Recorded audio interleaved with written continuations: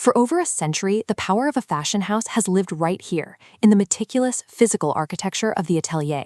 It's an ecosystem built on decades of historical legacy, measured in the rhythm of stitches and the precise drape of silk. This tangibility is exactly what dictates value.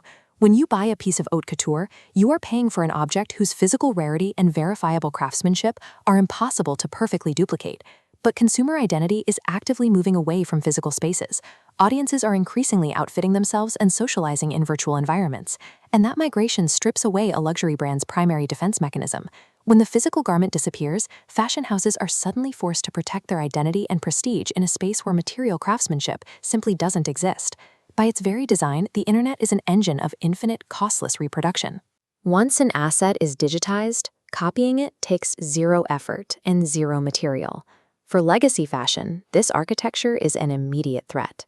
Almost overnight, virtual marketplaces became saturated with unauthorized digital clones and hyper-realistic counterfeits of high-end designs. You can't fight this with copyright lawyers or physical security tags. Those analog tools move far too slowly to police decentralized, real-time virtual worlds where copies propagate globally in seconds. The fallout is severe. When fakes move faster than originals, trust erodes instantly, exclusivity vanishes, and a brand's ability to command value in the digital economy collapses.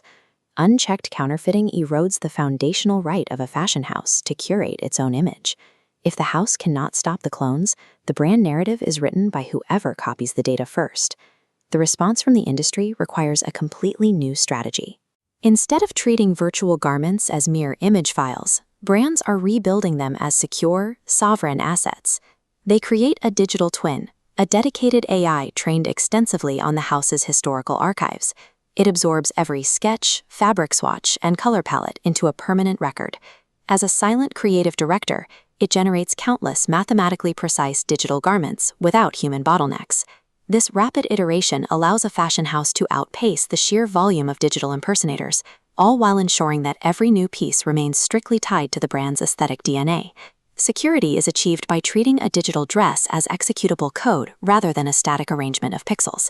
This shift turns creative design into programmable data. That code carries strict embedded rules. From the moment it's created, the garment carries its own permissions, dictating exactly who can display it, alter its shape, or monetize it. The real defense lies in behavioral intelligence. The digital twin perfectly simulates how a physical fabric should drape under motion and react to virtual light. Compare that to a counterfeit clone. A knockoff might manage to mimic the external shape and color of a gown, but it completely lacks the internal algorithmic physics engine required to move correctly. That precise discrepancy in motion exposes the fake instantly. The garment acts as its own self-verifying seal, allowing digital platforms to automatically detect and reject unauthorized adaptations on the spot.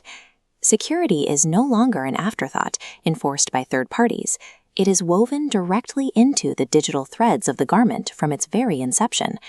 With these systems in place, fashion design crosses a critical threshold. The creation of value shifts from material production to executable logic. This opens up a highly lucrative economic frontier, direct-to-avatar commerce. By selling digital couture straight into virtual wardrobes, fashion houses bypass traditional retail layers entirely. In these virtual spaces, garments function as components of a user's identity. As these authenticated pieces move through different platforms, every avatar acts as a mobile, high-value emissary for the label. By controlling both the visual narrative and the direct transaction layer, luxury brands strip power away from intermediaries and reclaim authority over their digital presence. This brings us to a final economic contradiction. How does a luxury brand maintain high pricing and emotional weight for a product that costs absolutely nothing to replicate? The answer is artificial scarcity. Even in boundless digital space, brands enforce strict constraints through time-locked drops and blockchain-backed exclusivity. These intentional limitations create a sense of urgency.